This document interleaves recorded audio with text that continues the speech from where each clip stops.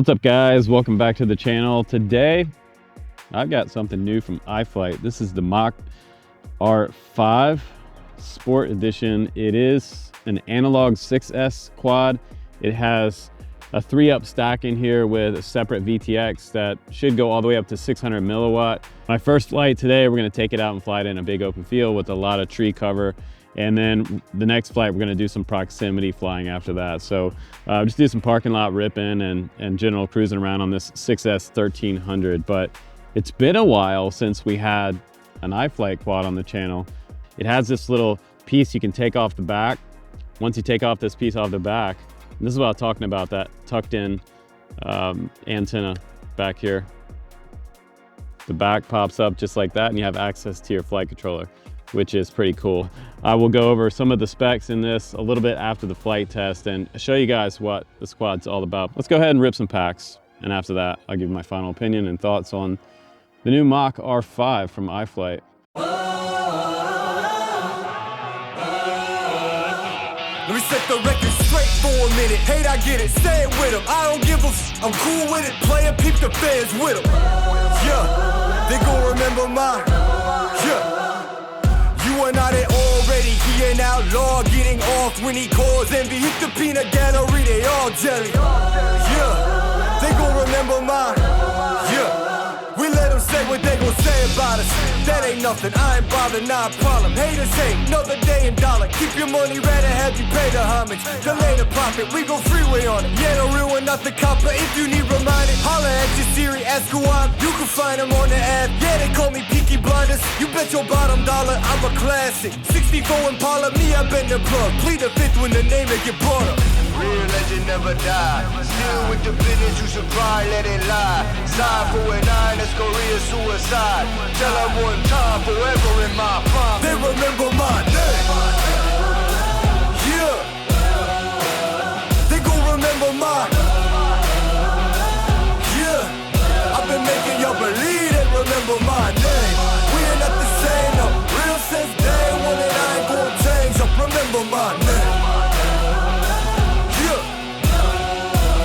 Now I was born of the fire, sworn to a higher code. Get light them up, lit bit out the entire go. We gon' level up, corner office the entire flow. Put the B of A on wheels, I ain't do anything on a lighter note. Yeah, hit on brass tacks, fact is kinda dope. Serving people like the Kona stove. You could call me butter, kinda feel like I've been on a roll. Party never over, how the model still go. They remember my name.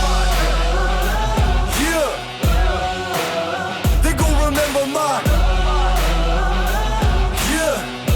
Making y'all believe they remember my name. We ain't not the same, no. Real since day one and I ain't gon' change up. Remember my name. Yeah. Real legend never die. Still with the business, you should probably let it lie. Side 4 and 9, that's Korea suicide. Tell her one time, forever in my prime. They remember mine. Real legend never die. Still with the business, you should probably let it lie. Side 4 and 9, that's Korea suicide. Tell her one time, forever in my prime. They remember my name. Yeah, they gon' remember my. Yeah, I've been making y'all believe they remember my name. We ain't not the same, no. Real since day one and I ain't gon' change up. Remember my name.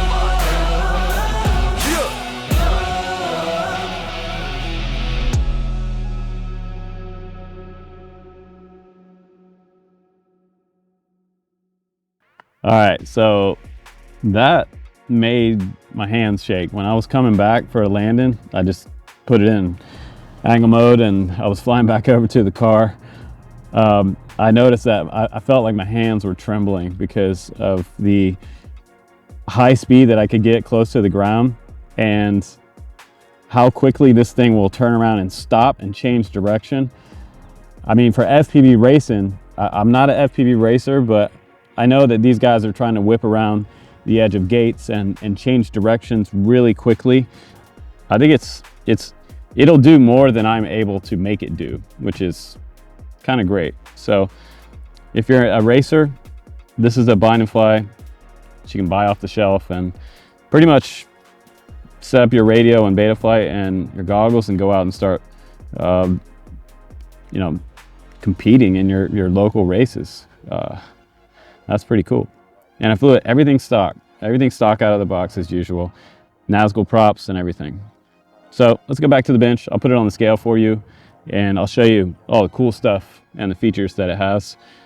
Maybe talk about some of the stuff I don't like about it. And yeah, I'll give you my final thoughts. This pack is feeling a little bit warm, about 3 to 3.5 minutes on a 6S 1300 pack. All right, guys, welcome back to the shop. On the bench, the R5 Sport is 305.2 grams quad alone. And pretty surprisingly, with a 6S 1300, this quad weighs 504.5 grams total takeoff weight. So I have to say, it's not just another FPV Racing bind and fly drone. It really is different than what we've seen in the past. It does have a lot of designs from the past, of course, with this shark fin on the back, or on the top for turtle mode. People have been running the same type of similar design for years and years, but what's different about this one, it's not just the sharp angles and how it kind of has that Cybertruck look to it for FPV race drones. Some people will love that, some people will hate it.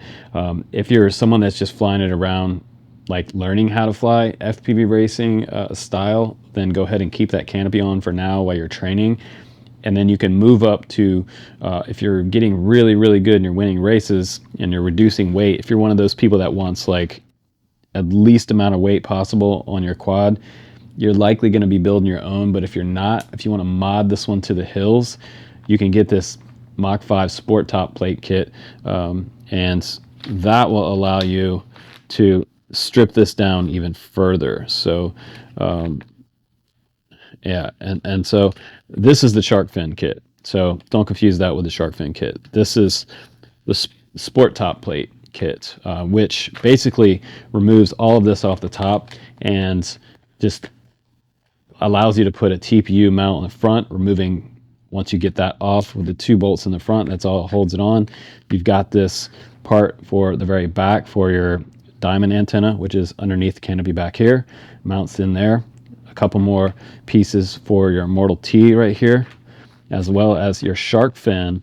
And your shark fin, at that point, when this one comes off, this composite one, this one will mount right to the top of your stack. So you only have this, and this back plate. And you know, you don't even have to use these 2 pieces if you don't want to. If you wanted to even save more, you could just zip a couple zip ties on your Immortal T.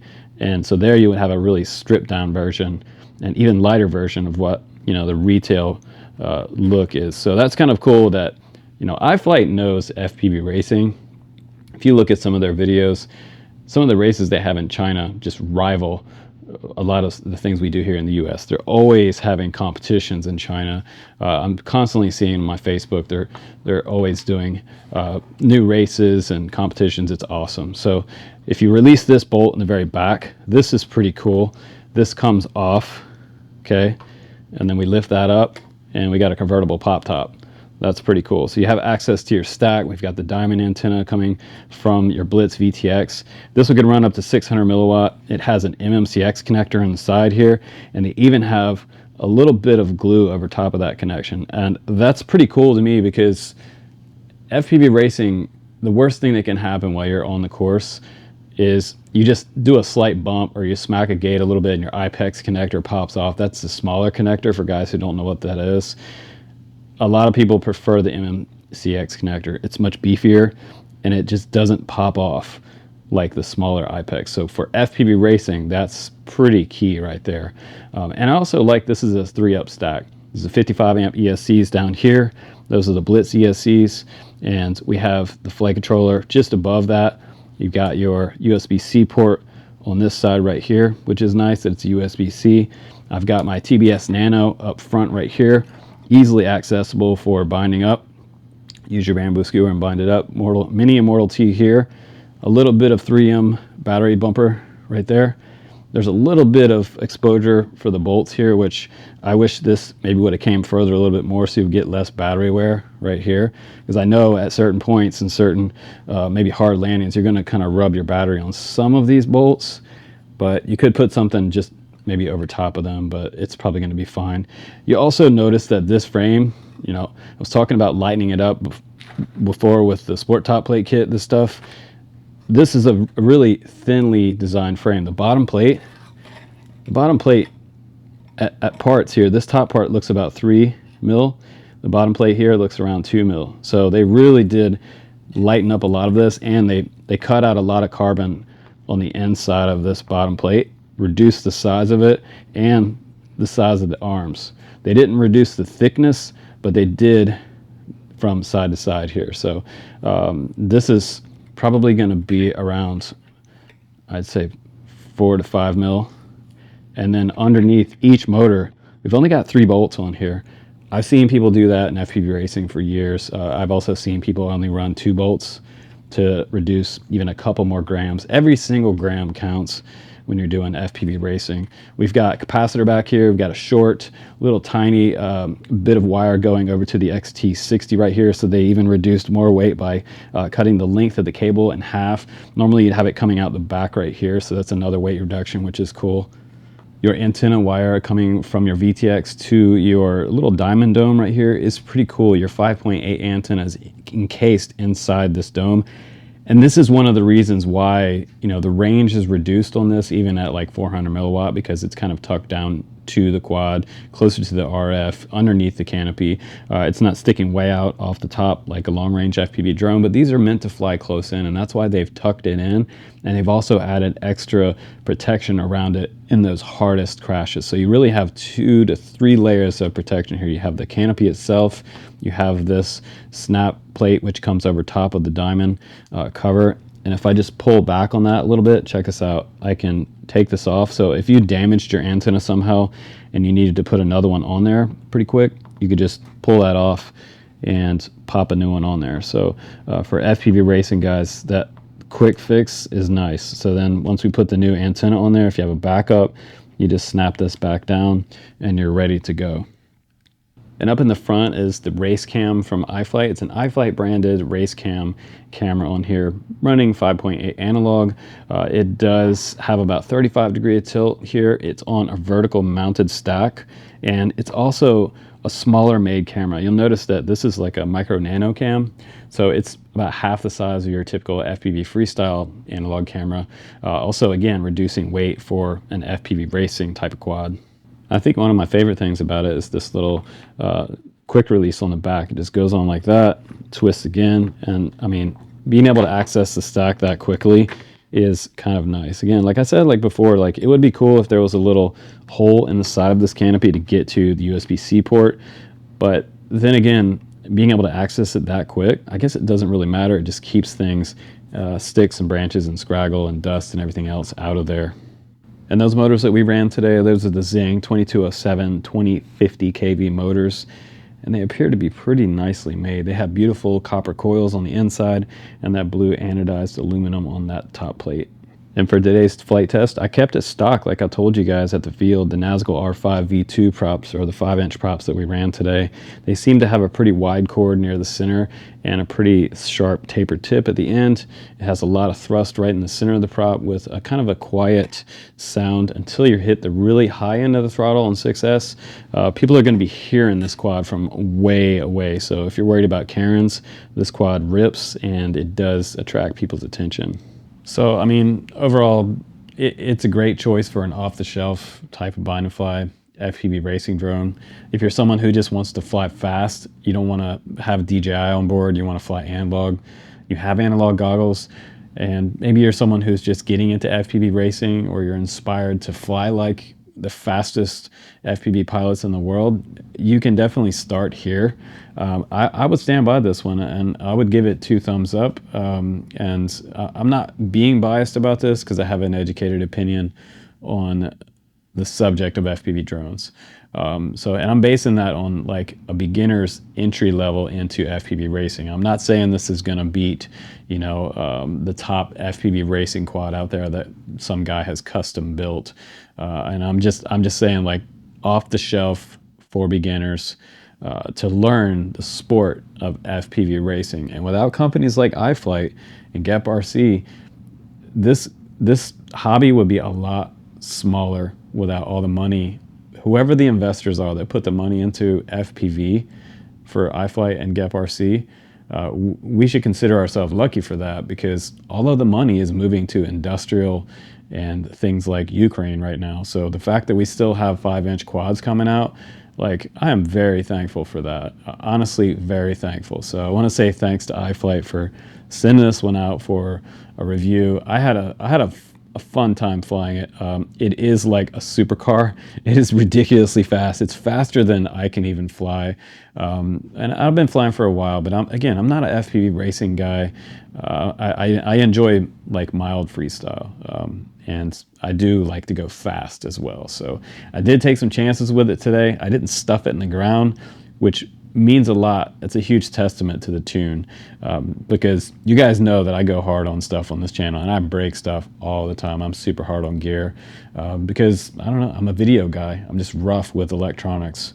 So this one survived, and I think it'll survive whatever you throw at it too. I know some of you guys freaking break everything you touch, but let me know if you got one or if you have one on order, how yours is doing. I would love to hear your feedback, and make a comment on this video, because there's other guys in the community who would like to know as well. So I appreciate you for watching, checking out this overview, and an honest overview, and look at the R5 Sport. It's a pretty cool quad, and I was so happy to see the R series coming back, the Mach R series coming back. So it was cool. The original one that came out was freaking ridiculous, like close to 90 to 100 miles an hour. This one might even be getting close to that as well. So if you'd like to pick one up, you can check out my link down below. And as always, I hope you enjoyed the video. I'm Justin Davis, and I will see you on the next one. Take care, and please do subscribe. Bye-bye.